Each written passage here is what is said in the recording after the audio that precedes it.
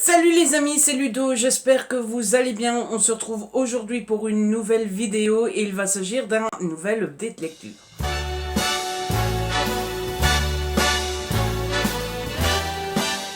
Mais toujours pas un update de livre, non, c'est encore une fois un update BD. Comme la semaine dernière, je vous propose de vous parler des bandes dessinées que j'ai lues cette semaine. Et bien voilà, c'est déjà pas mal. Vous le savez, en ce moment, c'est le mois de la bande dessinée et du coup, bah, j'y participe. Encore heureux. Et j'en ai lu quelques-unes et il faut absolument que je vous en parle parce que il y a encore une fois du très très bon. Cette semaine-ci, j'ai lu un peu moins de BD que la semaine précédente. J'en ai lu 4 alors que j'en avais lu 6 la semaine dernière. Mais écoutez, c'est pas trop grave. Il y en a que 4 mais c'est 4 de qualité. Donc j'ai envie de dire tant mieux. Et du coup, bah, je vous propose qu'on ne traîne pas plus longtemps que ça. Le premier que j'ai lu, c'est pas vraiment une bande dessinée, c'est plutôt un comics. Il s'agit de Quantum and Woody, le tome 2, Insécurité nationale de James Asmus Ming Doyle et Jordi Belair aux éditions Bliss Comics dans la collection Vaillant. Je ne sais pas si vous vous en souvenez, j'avais lu le premier tome l'année dernière, il me semble, et j'avais vraiment beaucoup aimé, et du coup je m'étais offert ce tome 2 qui a traîné un petit peu, mais là ça y est, je l'ai sorti, et j'ai plutôt bien fait parce que j'ai encore une fois énormément aimé, peut-être plus si autant si ce n'est pas plus que le premier tome et donc c'était vraiment cool. Pour ceux qui ne connaîtraient pas encore, en fait on suit deux frères, Quantum and Woody, c'est leur nom de super-héros, mais ce sont deux frères, en fait l'histoire du premier tome c'est qu'ils ont perdu leur papa qui se sont fait tuer et ils vont donc enquêter pour savoir ce qui se passe, ce qui s'est passé avec leur papa, etc. Et évidemment, c'est une histoire de super-héros, donc ça serait trop simple si c'était une simple enquête policière et compagnie. Il va se passer plein de choses et surtout il va y avoir un accident qui va leur donner des super-pouvoirs. Voilà, ça c'est le postulat de départ du premier tome. J'aime vraiment beaucoup cette histoire en grande partie grâce aux deux frères, à leur personnalité et au fait surtout que leur personnalité est très différente, puisque vous avez Quantum qui est quelqu'un de très fier, de très responsable, qui travaille, qui est très droit dans ses bottes, qui prend la vie avec avec sérieux, etc., etc. Et alors vous avez Woody, qui est l'archétype de l'éternel enfant, mais l'éternel enfant euh, pas mature, quoi. Voilà, hein, il passe son temps à ne rien faire, à manger, à boire, à s'amuser, il prend tout à la rigolade, il ne prend... Enfin, aucune situation ne vaut la peine d'être prise au sérieux, selon lui.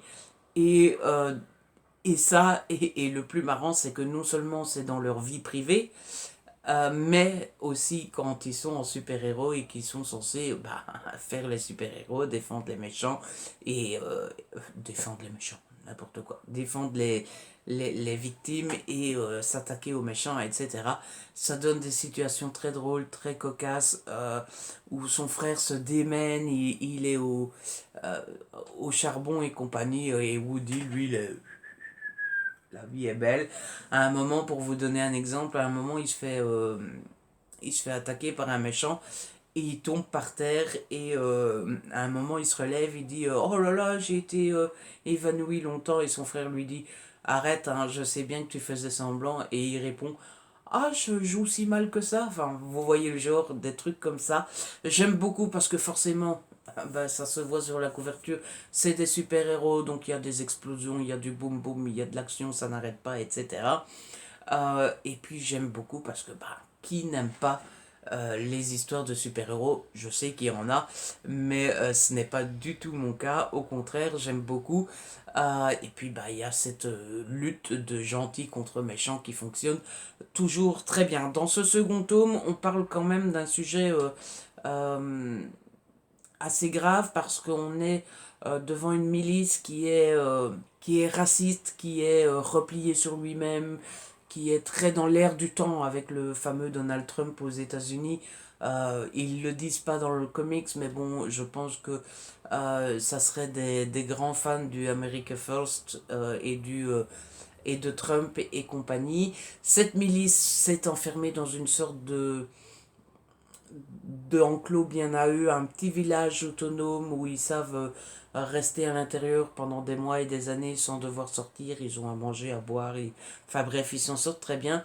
Et il y a le patron de Quantum dans la réalité qui va l'envoyer pour faire sortir cette milice, sauf que son patron sait très bien que Quantum a très peu de chance et il n'espère qu'une seule chose, c'est qu'il se fasse tuer dans ce camp pour pouvoir euh, contacter le gouvernement américain pour faire un contrat de sécurité. Vous savez, genre, les milices sont incontrôlables, vous avez vu, ils ont même tué le super-héros, on ne s'en sortira jamais, je vous propose un contrat, etc., pour faire dégager toutes ces milices et compagnie.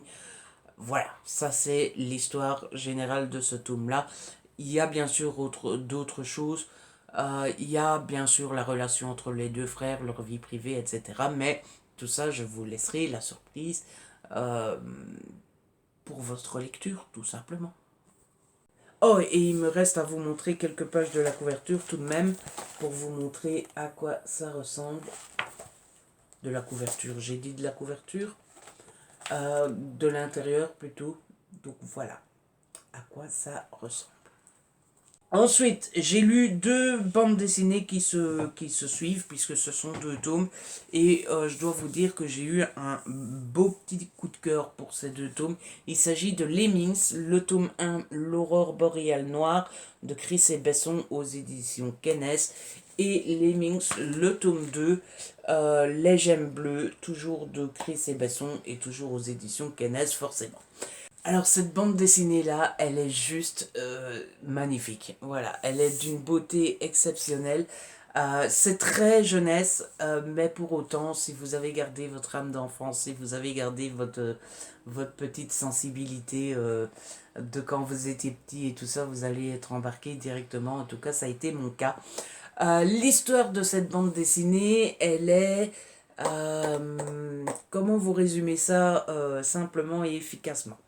On est donc dans un village où on a toutes sortes. On a des humains, on a les lemmings, on a tous les animaux du village, etc. Mais on va suivre l'histoire principalement du point de vue des lemmings, qui sont des petits animaux comme vous voyez sur la couverture.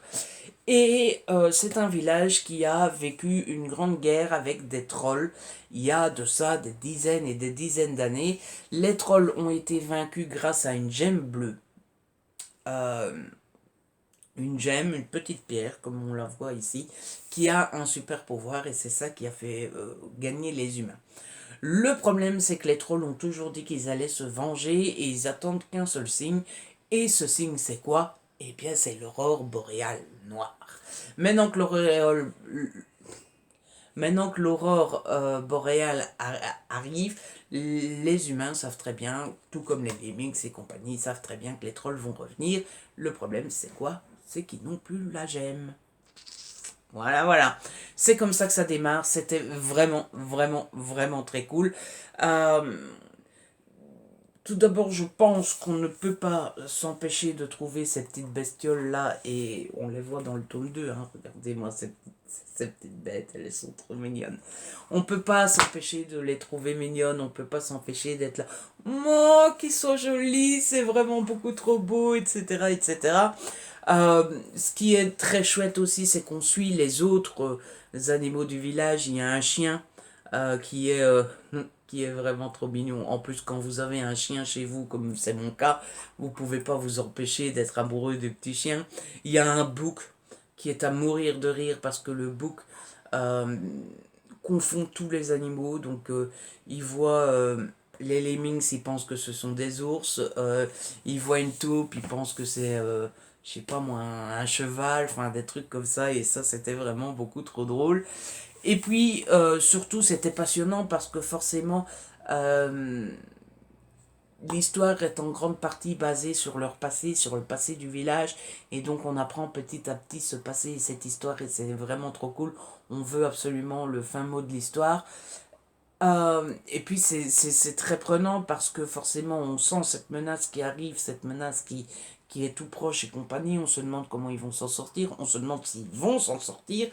Et puis surtout, bah, pour s'en sortir, euh, ils vont devoir s'organiser, ils vont devoir partir à l'aventure pour trouver des choses, pour se défendre, etc. Et donc on est vraiment pris dans l'histoire du début à la fin. Le premier, c'est vraiment la partie où il vous explique l'histoire, où l'histoire se met en place, où on découvre le village, où on découvre un peu tous les personnages, les gentils, les méchants, etc. Donc voilà, le premier est plutôt plus sage, plus calme.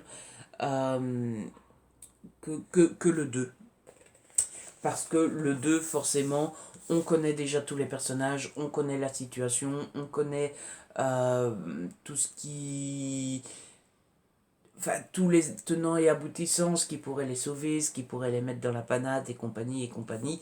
Et là, c'est vraiment, bah, ça se voit à la couverture, hein, c'est la bataille qui se met en place. Les trolls arrivent, ça y est, c'est la catastrophe. Qu'est-ce qui va se passer? Ouh là là, ouh là là, ouh là là. Et bah, je vous laisserai découvrir ça pendant votre lecture, forcément, sinon ça serait pas du jeu. Le tome 1, je vous conseille d'avoir le tome 2 sous la main parce que ça se termine ça se termine que vous n'avez qu'une seule envie, c'est de vous jeter sur le 2. Le 2, lui, se termine de la même manière, mais bon, le 3 n'est pas encore sorti, donc on ne sait pas faire autrement. J'étais légèrement chafouin à la fin du tome 2, dans le sens où l'histoire racontée dans ces deux premiers tomes-là se suffit à elle-même, je trouve.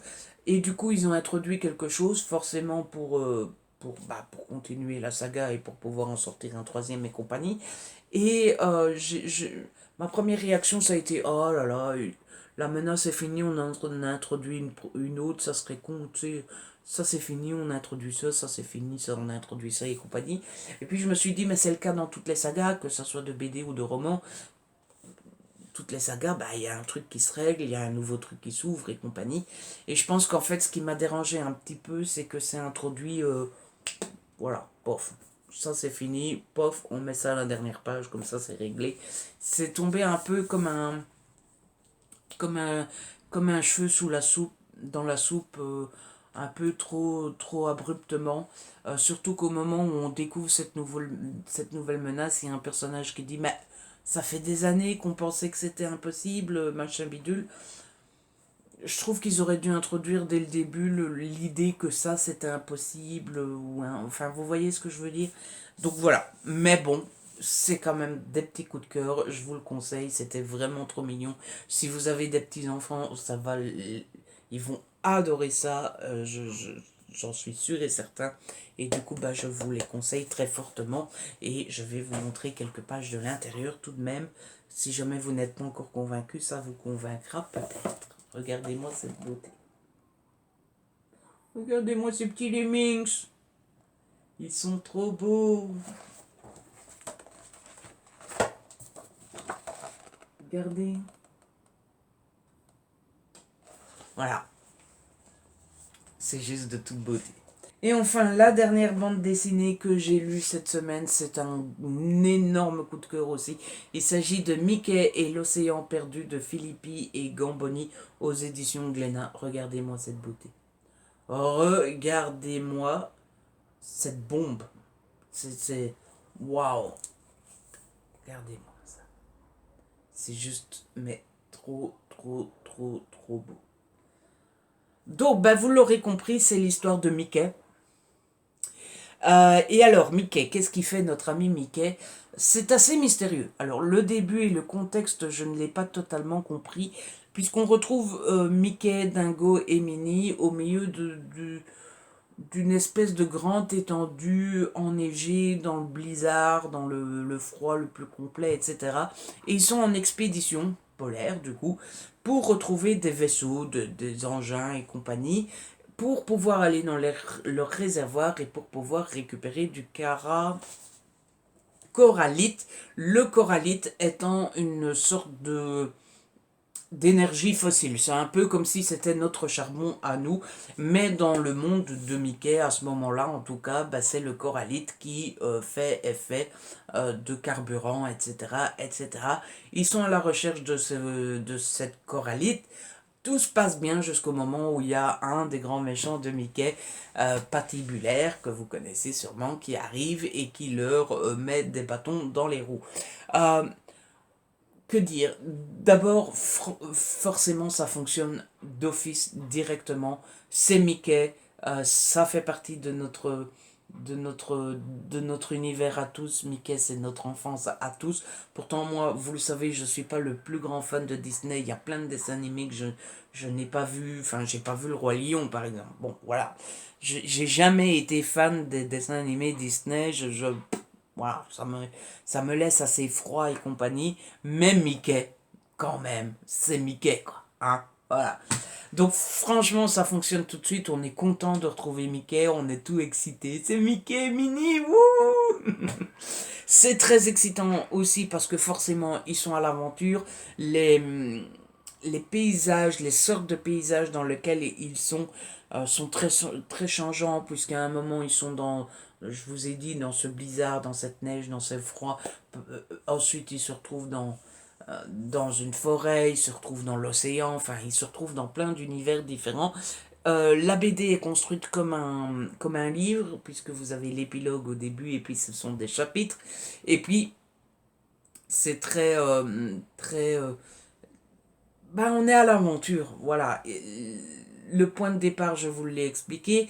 Et puis, il se passe un autre truc qui est un concours, en fait, puisqu'il y a un objet qui est enfoui euh, à un endroit inaccessible pour le commun des mortels. Et donc, Minnie, Mickey et compagnie vont vouloir participer à ce concours. Ils vont créer quelque chose et Patibulaire passe par là. Et à partir de là, c'est la débandade, il n'y a plus rien qui se passe normalement. Ils vont rencontrer un autre méchant qui va faire quelque chose de complètement fou, qui va complètement transformer le monde entier. Et bah, au milieu, on suit Mickey, Minnie, etc. Voilà, j'essaye de vous expliquer l'histoire sans trop vous en dire, en essayant de vous en donner envie, sans trop en dire non plus. Donc bref, voilà. Et forcément, bah, c'est cet enchaînement de, d'aventures avec de l'amitié, parce que forcément, bah, vous connaissez Mickey, c'est toujours des bons messages, il y a la gentillesse, l'amitié, l'amour, etc. Et puis, bah, forcément, il y a les méchants, il y a les coups tordus, il y a les embûches et compagnie et compagnie. On se demande comment Mickey va s'en sortir. À plusieurs moments, on se dit, oi, oi, oi, Mickey, oh là là, Mickey, Mickey, Mickey. Et puis voilà, je n'en dirai pas plus. Motus et bouche cousue. De toute façon, je pense que l'objet livre en lui-même vaut totalement. Enfin, la BD vaut 15 €. C'est pas beaucoup plus cher qu'une simple BD.